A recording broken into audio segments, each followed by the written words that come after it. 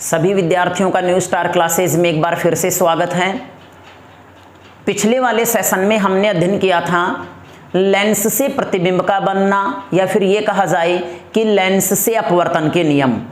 और previous session में हमने लेंस से अपवर्तन के 3 नियमों के बारे में अध्ययन कर लिया था। आज का जो हमारा सेशन रहने वाला है इसमें हम अध्ययन करेंगे उत्तल लेंस के द्वारा प्रतिबिंब बनना, या फिर ये कहा जाए image formation by convex lens.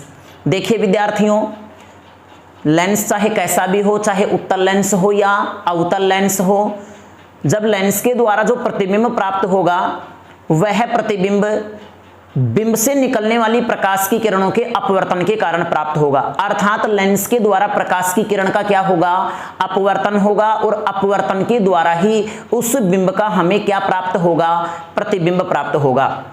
लेकिन यहाँ ये विशेष बात ध्यान रखने की है कि किसी भी लेंस के द्वारा जो प्रतिबिंब प्राप्त होगा उस प्रतिबिंब का आकार, आकृति और उसकी प्रकृति क्या रहने वाली है, ये डिपेंड करेगी उस लेंस की बिंब से दूरी पर। अर्थात प्रतिबिंब की प्रकृति, आकृति और आकार जो है ये डिपेंड करेगा बिंब की स्थिति के ऊपर डिपेंड करेगा।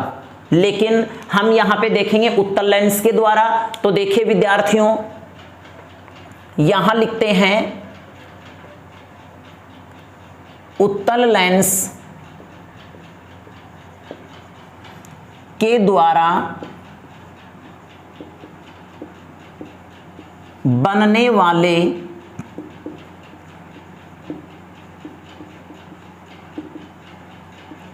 प्रतिबिंब की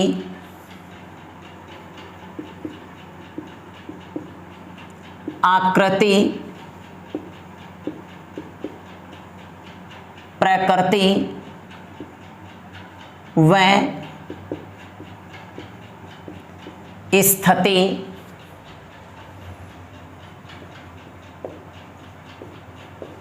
बिंब की स्थिति पर निर्भर करते हैं। ये जो सभी राशियां जो हैं ये बिंब की स्थिति के ऊपर निर्भर करेंगी। अर्थात अलग अलग स्थिति में अगर हम बिंब को लेंस से अलग अलग डिस्टेंस के ऊपर रखेंगे तो वहां जो प्रतिबिंब प्राप्त होगा उस प्रतिबिंब का आकृति, आकार और उसकी जो प्रकृति है वो अलग अलग प्राप्त होने वाली है। अब किस प्रकार से प्राप्त होने वाली है, तो सबसे पहले यहाँ पे हम अध्ययन करेंगे किरण आरेख के द्वारा। तो देखिए विद्यार्थियों, यहाँ पहली स्थिति है जब बिंब अनंत पर हो।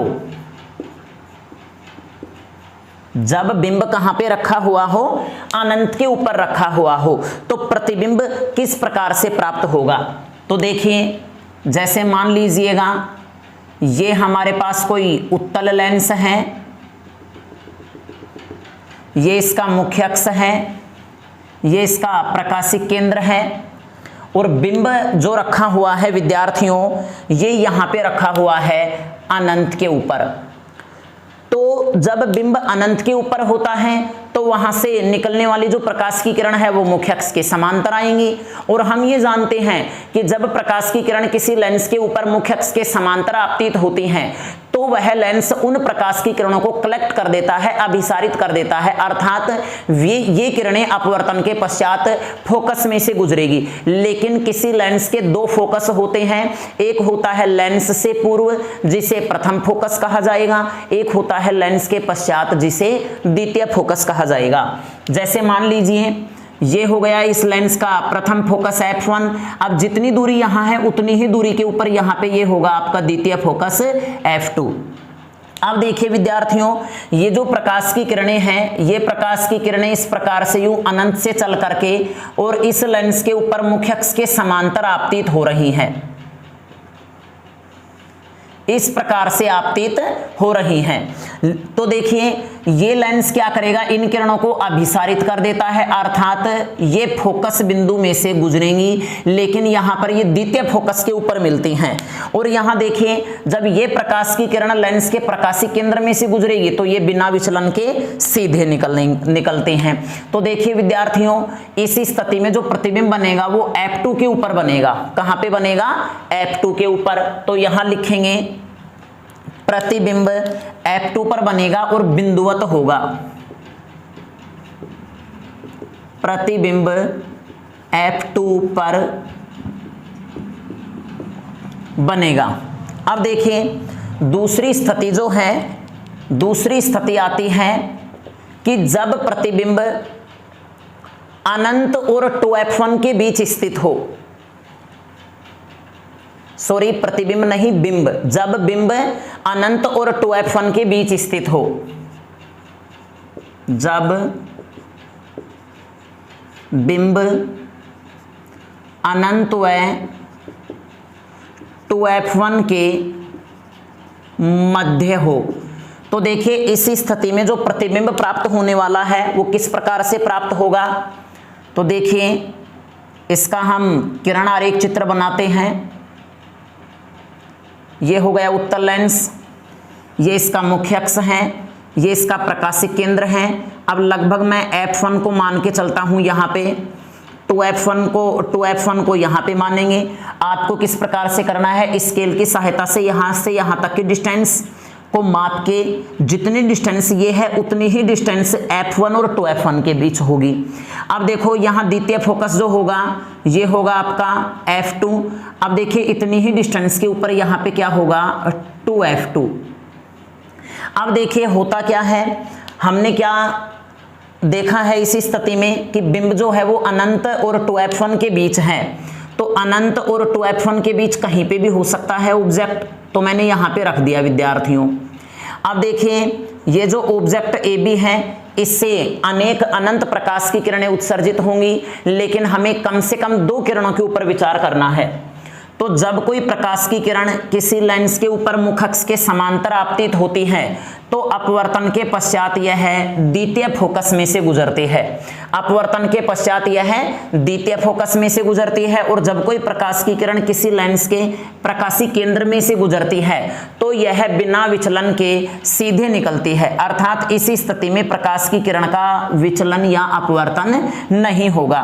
तो देखिए यहाँ पर जो प्रतिबिंब प्राप्त होगा वो F2 और 2F2 के बीच प्राप्त होगा। इसको थोड़ा ऐसा कर लेते हैं, क्योंकि हमने देखो स्केल की सहायता से इसे माप करके नहीं लिखा है, तो हम इसको थोड़ा लगभग यहाँ पे दर्शा देते हैं 2F2 को। अब यहाँ देखिए जब वस्तु 2F1 से परे होगी तो इसका जो प्रतिबिंब प्राप्त होगा ये कहाँ पर प्राप्त होगा, F2 और 2F2 के बीच प्राप्त होगा। तो यहाँ लिखेंगे प्रतिबिंब F2 है 2F2 के बीच प्राप्त होगा। अब ये इनके बीच कहीं पे भी प्राप्त हो सकता है। अब देखिए एक बात तो तय है विद्यार्थियों, जब ऑब्जेक्ट अनंत के ऊपर होता है तो इसका इमेज फोकस के ऊपर बनेगा, लेकिन बिंदुनुमा बनेगा, बिंदुवत बनेगा, अत्यधिक छोटा बनेगा। लेकिन जैसे जैसे हम इमेज को लेंस ऑब्जेक्ट को लेंस की तरफ लेके आते हैं, जैसे जैसे ऑब्जेक्ट या बिंब को हम लेंस की तरफ लेके आते हैं तो उसका जो प्रतिबिंब है ये देखिए फोकस बिंदु से आगे की ओर बढ़ेगा।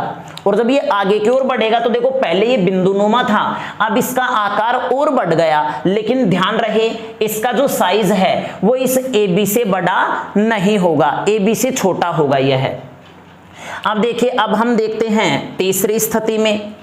तीसरी स्थिति क्या आती है विद्यार्थियों, तो आपकी यहां तीसरी स्थिति आती है जब बिंब 2F1 पर हो,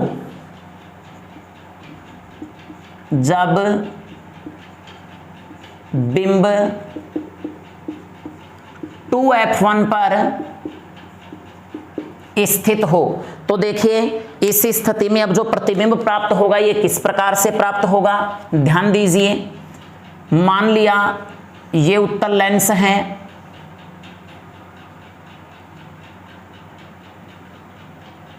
ये उत्तल लेंस का मुख्य अक्ष है, यहां से यहां तक की जो डिस्टेंस है इसको हम मान के चलते हैं विद्यार्थियों F1।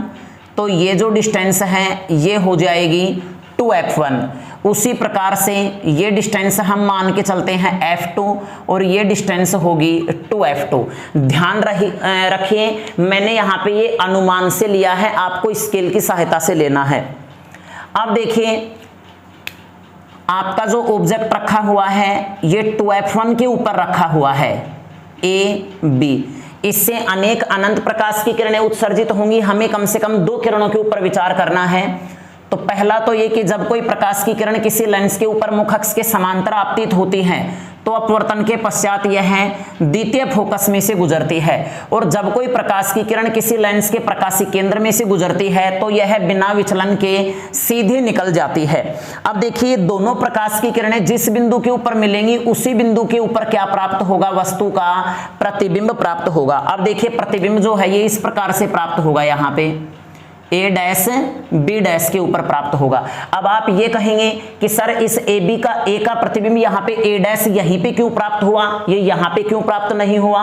तो देखिए इस बिंदु से निकलने वाली प्रकाश की किरण जब ये प्रकाशी केंद्र में से गुजरेगी तो ये बिना विचलन के सीधे निकलेगी, तो इसका जो प्रतिबिंब प्राप्त होगा A का वो A डैश के ऊपर प्राप्त होगा। अब देखो अगर हम इस पूरे ऑब्जेक्ट की बात करें तो इस पूरे ऑब्जेक्ट को मैं बिंदु नुमा स्ट्रक्चर में मान सकता हूं।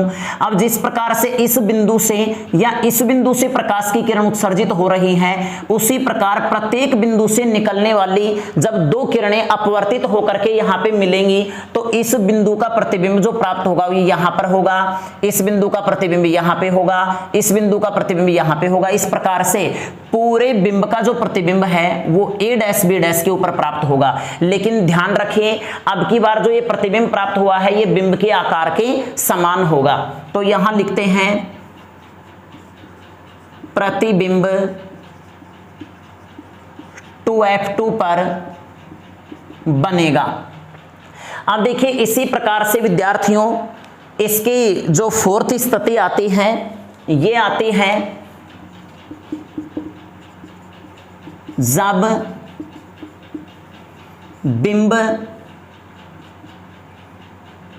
f1 व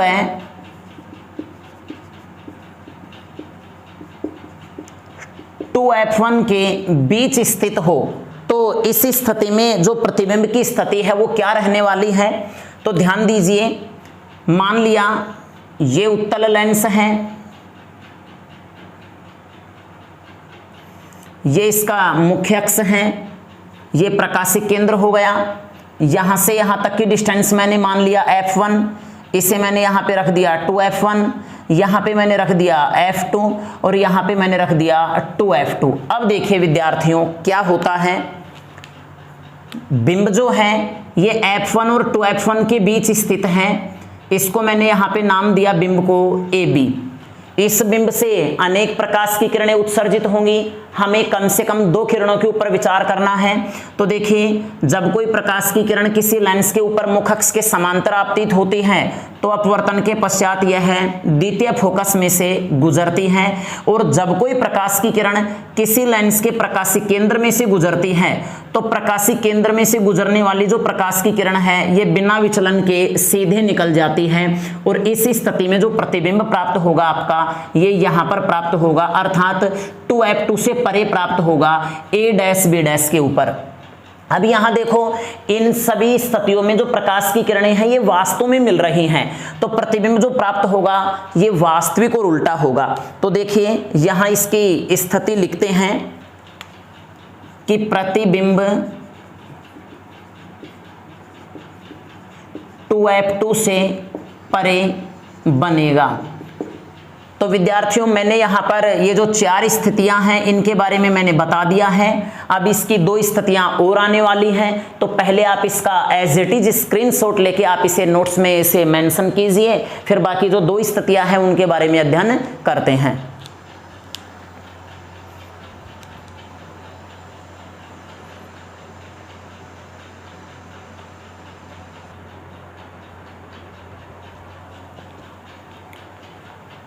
तो अब देखिए 5वीं स्थिति आती है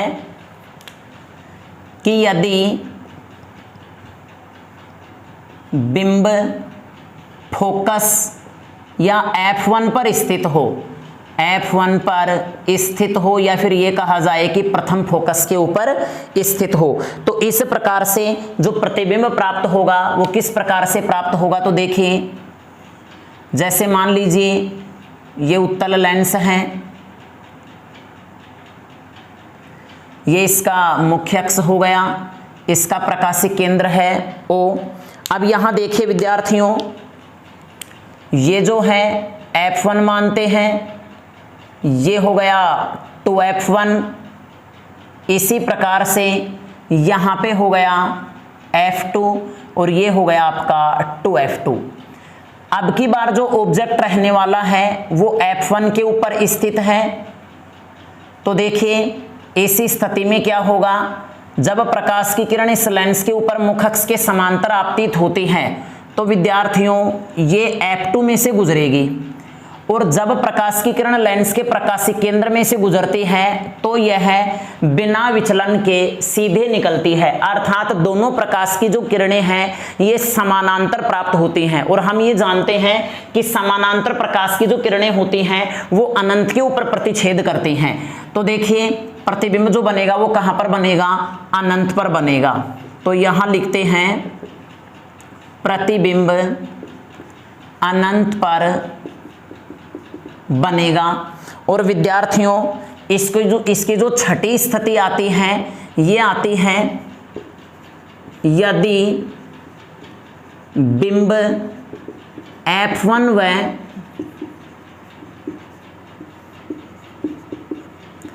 प्रकाशिक केंद्र के बीच स्थित हो। तो इस स्थिति में क्या होगा, अब देखिए इस स्थिति को समझने के लिए हम ये किरण आरेख चित्र देखते हैं। ये उत्तल लेंस हो गया, ये इसका मुख्य अक्ष हो गया, ये इसका प्रकाशिक केंद्र है, ये इसका प्रथम focus F1, 2F1, F2, 2F2, और ऑब्जेक्ट जो है विद्यार्थियों ये यहां पर स्थित है, O और F1 के बीच स्थित है। तो देखिए क्या होगा, जब प्रकाश की किरण मुख्य अक्ष के समांतर आती है तो विद्यार्थियों अपवर्तन के पश्चात यह द्वितीय फोकस में से गुजरती है, और जब कोई प्रकाश की किरण किसी लेंस के प्रकाशिक केंद्र में से गुजरती है तो यह बिना विचलन के सीधे निकलती है। अर्थात इस स्थिति में प्रकाश की किरण का अपवर्तन नहीं होगा। अब देखिए इस प्रकार से प्रकाश की किरणें नहीं मिल रही, लेकिन जब ये नेत्र में यहां प्रवेश करती हैं तो नेत्र में प्रवेश करने के पश्चात विद्यार्थियों ये पीछे की ओर A', B' यानी कि ये पीछे की ओर बढ़ाने पर यहां मिलती हुई प्रतीत होती हैं। तो देखिए इस AB का जो बड़ा प्रतिबिंब है ये प्राप्त होगा A', B' के ऊपर प्राप्त होगा। अब देखिएगा इस स्थिति में जो इमेज प्राप्त हो रहा है ये लेंस के उसी ओर प्राप्त हो रहा है जिस ओर ऑब्जेक्ट रखा हुआ है। तो यहां लिखते हैं प्रतिबिंब लेंस के उसी ओर प्राप्त होगा जिस ओर बिंब स्थित है। और उत्तल लेंस में विद्यार्थियों एकमात्र यही स्थिति ऐसी आती है जिसमें प्रतिबिंब सीधा और आभासी प्राप्त होता है। बाकी जो पांचों स्थितियां थी, पांचों स्थितियों में जो प्रतिबिंब प्राप्त होगा विद्यार्थियों वो वास्तविक और उल्टा होगा, जबकि एकमात्र स्थिति उत्तल लेंस में ऐसी होती है जिसमें वस्तु का जो प्रतिबिंब प्राप्त होगा ये सीधा, बड़ा और आभासी प्राप्त होगा। और इसी स्थिति का जो उपयोग है वो साधारण सूक्ष्मदर्शी में किया जाता है। अर्थात साधारण सूक्ष्मदर्शी में वस्तुओं को बड़ा करके देखने के लिए वस्तु को हम प्रथम फोकस और प्रकाशिक केंद्र के बीच रखते हैं। तो आप इसका एज इट इज स्क्रीनशॉट लेके आप इसे उतारिए, फिर हम इसको सारणी के रूप में देखते हैं।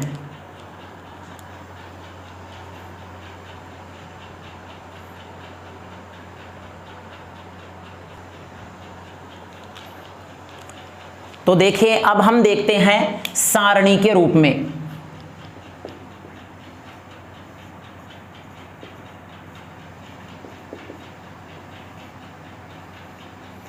तो देखिए सारणी के रूप में विद्यार्थियों हम यहां पहला कॉलम लेते हैं क्रम संख्या, दूसरा जो कॉलम लेते हैं ये लेते हैं बिंब की स्थिति,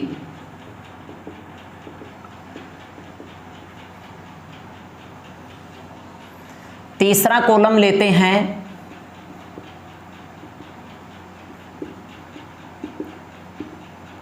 प्रतिबिंब की स्थिति, चौथा कॉलम लेते हैं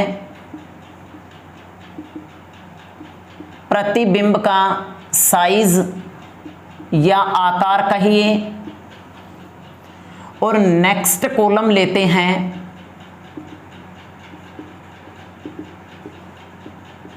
प्रतिबिंब की प्रकृति।